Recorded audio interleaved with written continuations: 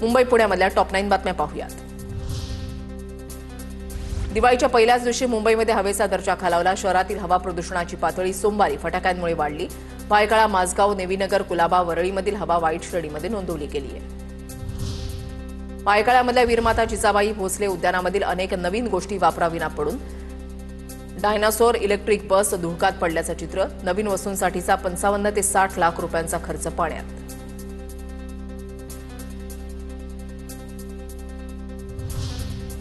मुंबईमध्ये मध्य रेल्वेच्या ताफ्यामध्ये एक नवीन एसी लोकल लवकरच दाखल होणार। या आठवड्याच्या अखेरीस आयसीएफ चेन्नईहून मुंबईसाठी रॅक रवाना होईल। एसी लोकलच्या आणखी 14 फेऱ्या वाढणार। मुंबईतल्या कूपर रुग्णालयामध्ये औषधांचा तुटवडा, त्यामुळे रुग्णांना बाहेरून औषधं खरेदी करावी लागत असल्यामुळे नागरिकांना मनस्ताप। या आठवड्याच्या अखेरपर्यंत रुग्णांना सर्व औषधं उपलब्ध होतील, कूपर रुग्णालय प्रशासनाची माहिती। मुंबई पोलिसांकडून भारतामध्ये पसरलेल्या बनावट मुद्रांक रॅकेटचा पर्दाफाश। आतापर्यंत 3 जणांना अटक।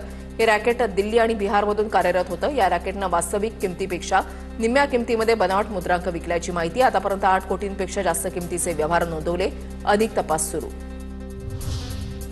पुणे मार्केट यार्ड गुरुवारी बंद। भाऊबीज असल्यानं मार्केट यार्डामधील मुख्य बाजारामधील फळं, भाजीपाला विभाग, पान विभाग, केळी बाजार तसंच मोशी उपबाजार बंद राहणार, तर शुक्रवारी फूल बाजार बंद राहणार। पुण्याच्या भोरमधील बेलकेवाडीमध्ये विठ्ठल मंदिराला फुलांची सजावट। महिलांकडून आकर्षित रांगोळी काढत फुलांची सजावट।